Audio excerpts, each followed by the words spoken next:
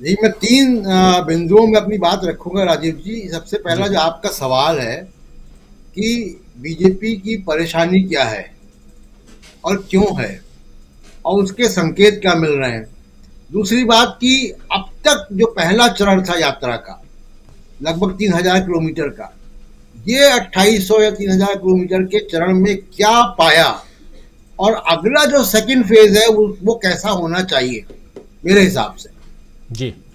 तो सबसे पहले तो बीजेपी की परेशानी आप देखिए, टीवी था। यात्रा को रोकने के लिए एक टीवी था। फेक डर पैदा किया गया कोरोना का। फेक फेक इसलिए झूठा मैं इसलिए कह रहा हूं क्योंकि स्वास्थ्य मंत्री ने चिट्ठी सिर्फ राहुल गांधी को लिखी, उसकी जन सूचना नहीं जारी की। जी। नतीजा क्या हुआ कि प्रधानमंत्री जी मास्क पहन के बैठ गए और उसका असर क्या हुआ, स्टॉक मार्केट गिर गया और 6 लाख करोड़ निवेशकों का निकल गया बाहर। तो क्या हाथ लगा, यात्रा भी चली और जो जी। आर्थिक नुकसान होना था बहुत से निवेशकों का वो भयंकर रूप से हो गया। दूसरी बात देखिए कि इसी यात्रा के डर से या असर से 80 करोड़ लोगों को अब मुफ्त राशन की योजना अगले साल तक कर दी गई।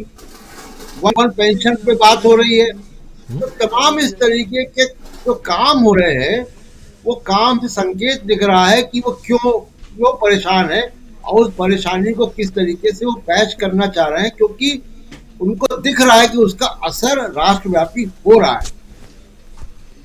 अब दूसरा एक कारण है, राहुल गांधी ने मीडिया पे जो हमला किया है, ये बहुत सोची समझी रणनीति है और मीडिया पे लगातार राहुल गांधी बोलते रहे, लेकिन अभी उन्होंने बहुत शार्प किया है इस मीडिया पे अटैक को और उन्होंने कहा है कि 24 घंटे हिंदू मुसलमान करता है। अब मीडिया में चिंता किस बात की है, देखिए चिंता मीडिया में भी है और चिंता इस मीडिया पे आश्रित जो नरेंद्र मोदी का निजाम पूरा है उसको है। जी। बड़ी तेजी से ब्रॉडकास्ट मीडिया से व्यूअर्स बाहर निकल रहे हैं और जो दर्शक बाहर निकल रहे हैं उसमें से 30 साल के प्लस वाले उम्र के लोग ज्यादा हैं। यानी अब ब्रॉडकास्ट मीडिया का बड़ा हिस्सा जो है वो 50 प्लस उम्र के लोगों का है। इस बात को ध्यान दीजिए कि जो राहुल गांधी की टी शर्ट की आप बात कर रहे हैं, 35 साल का युवा जो है वो 70% पॉपुलेशन है भारत की। 20% के लगभग इनका रेवेन्यू कम हो गया है मीडिया का, 12% इनकी रीच कम हुई है। कई लोग टाइम से यानी जो बीएआरसी की रैंकिंग है, एनडीटीवी, जी टीवी, आई टीवी, ये सब निकल रहे हैं। मीडिया में हलचल है और इसी देखिए कि एक खबर है कि यूट्यूब दर्शकों की बढ़त हो रही है, डिजिटल मीडिया में ज्यादा है। आज ही फिगर आई है जिसमें कि आपका भी मैं आंकड़ा देख कर बता दूं कि इस नवंबर में डीबी लाइव का आंकड़ा जो है 31 मिलियन रहा और आप देखिए कि डीबी लाइव 31 मिलियन पे है। टेलीविजन न्यूज से मोदी साहब के आने के बाद से 10 मिलियन लोग बाहर चले गए हैं और उसमें युवा हैं। तो ये चिंता का विषय बीजेपी का यहाँ है कि जो उनका मतलब तोते की गर्दन राहुल गांधी ने पकड़ी है और अगर इसको लेकर राष्ट्रव्यापी कैंपेन चलेगा और मैं जी। कह सकता हूँ कि बीजेपी को बहुत नुकसान होगा इससे। दूसरी बात कि यात्रा में देखिए पहले चरण का अचीवमेंट क्या रहा, तमाम चीजें आप लोगों ने गिनाई, आगे भी गिनाएंगे। जी बिल्कुल।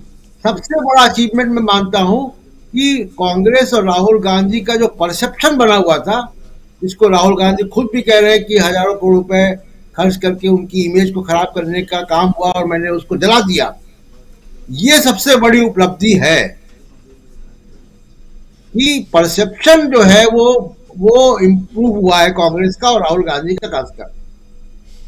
अब कांग्रेस के अंदर एक सिस्टम है, कम्युनिकेशन डिपार्टमेंट है, वो उसको रिव्यू करेंगे, फुटफॉल कितना रहा, मैसेजिंग कितनी रही, कितना छपा, कितना इंप्रेशन आया, सोशल सेंटीमेंट मैपिंग उसकी करेंगे, वो सब कांग्रेस के अंदर के लोग कर रहे होंगे या करेंगे।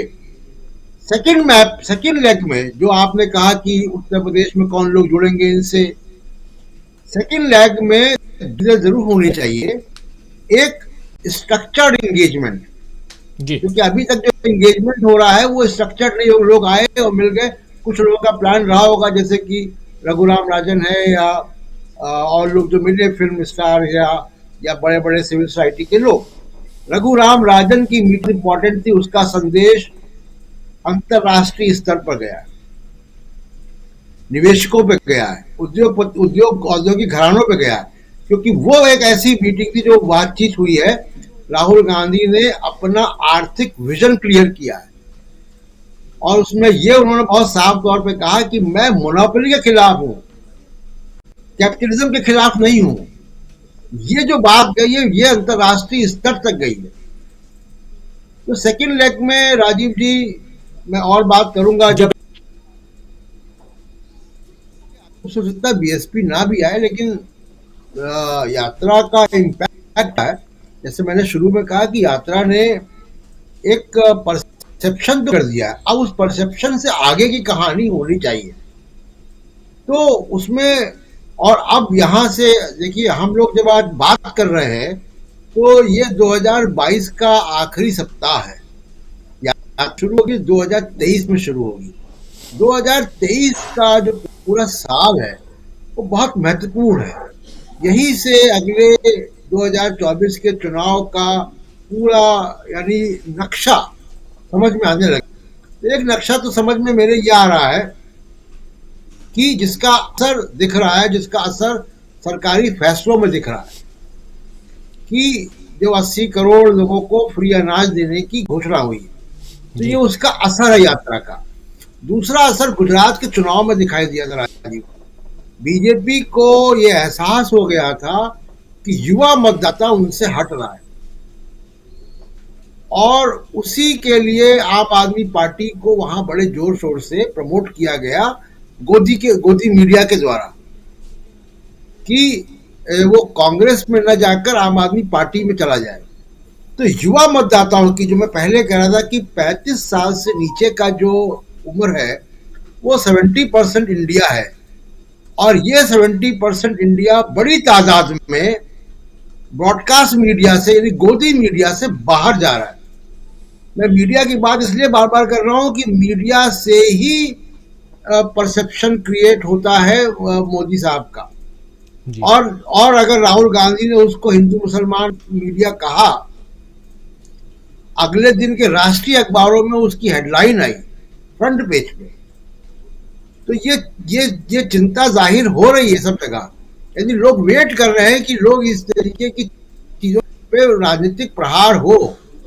और जो आज आंकड़े आए यूट्यूब के, उसमें से आप देखिए कि जो जहां पे आप डीबी लाइव चौथे नंबर पे है, वहां से 1 नंबर से 15वें नंबर तक आप देखिए, तो वो जो 15 यूट्यूब चैनल हैं, उन 15 यूट्यूब में शायद एक यूट्यूब चैनल है जो कि जिसको कह सकते हैं कि वो प्रो बीजेपी है, बीजेपी का पक्ष रखने वाला चैनल है। बाकी 14 उसमें न्यूट्रल और सेकुलर है। और अगर 2014 का चुनाव राजीव जी सोशल मीडिया का चुनाव था, 2019 का चुनाव जिसकी चर्चा आप करें पुलवामा की पूरी मैसेजिंग व्हाट्सएप से हुई थी जी। 2024 का चुनाव जो मुझे लग रहा है वो यूट्यूब पे होने जा रहा है, और कांग्रेस को, आप जैसे चैनलों को और लोगों को जो यूट्यूब में हैं, उनसे एंगेज करना चाहिए। वहां एंगेजमेंट सेकुलर पार्टीज को बढ़ाना चाहिए, चाहे वो अखिलेश यादव हो, चाहे मायावती हो, चाहे स्टालिन हो या तेजस्वी यादव हो। इन लोगों को डिजिटल मीडिया में अपने जो फुटप्रिंट है उसको बढ़ाना चाहिए, क्योंकि अगला चुनाव डिजिटल मीडिया से ही होगा। ब्रॉडकास्ट मीडिया, आप देखिएगा राहुल गांधी ने अगर ये जंग छेड़ी है तो 1 साल के अंदर ब्रॉडकास्ट मीडिया की क्रेडिबिलिटी तो वैसे ही गिरी हुई है। वो क्या रहा राजीव जी कि वो सिर्फ और सिर्फ एक इको चैम्बर बन गया है जी। वो जो हार्डकोर सपोर्टर हैं बीजेपी के, उसके बाहर उनका मैसेजिंग नहीं जा रही है। तो मुझे लगता है कि यात्रा के बाद सेकेंड लेग में दो चीजें बड़ी इंपॉर्टेंट होनी चाहिए। एक, डिजिटल प्लेटफॉर्म पे इम्प्रिंट बढ़ाएं, फुटप्रिंट बढ़ाएं अपना कांग्रेस सेकुलर पार्टियां। और दूसरा कि देखिए, यात्रा तो राहुल गांधी कर रहे हैं और राहुल गांधी पब्लिक फेस है, एस्टैब्लिश हो गए। इस बीच खड़गे साहब पूरी तरीके से आ चुके हैं। उनके सेक्रेटेरिएट से क्या काम हो रहा है वो काम नहीं दिखाई दे रहा है। हो रहा है कि हो रहा डोमेन में ना हो। उनको जी उनका काम है, जिसकी चर्चा आप कर रहे थे, उनका काम है कि वो समाजवादी पार्टी से, राजद पार्टी से, शिवसेना से, एनसीपी से, डीएमके से अपने डायलॉग स्टैब्लिश करें और 2024 के पहले एक विपक्षी एकता का एक रोड मैप दिखाई दे। ये काम अब उनका, काम अब राहुल गांधी का नहीं है। तो बिल्कुल अगले सही कहा। साल जो 9 विधानसभा के चुनाव अब होने हैं, लोकसभा के चुनाव के पहले, ये चुनाव बड़े महत्वपूर्ण होंगे। और जहां तक मेरी जानकारी है, केवल ये फैसले छोड़ दीजिए कि 80 करोड़ का फ्री अनाज वगैरह और one rank one pension, BJP इस यात्रा की वजह से, आगे चर्चा और करेंगे कि 2-4 दिन जी बाद, बीजेपी के संगठन में भी परिवर्तन होने जा रहे हैं। राजीव जी। जी जी बिल्कुल बिल्कुल। सुनील शुक्ला जी आपके पास आऊंगा, लेकिन आप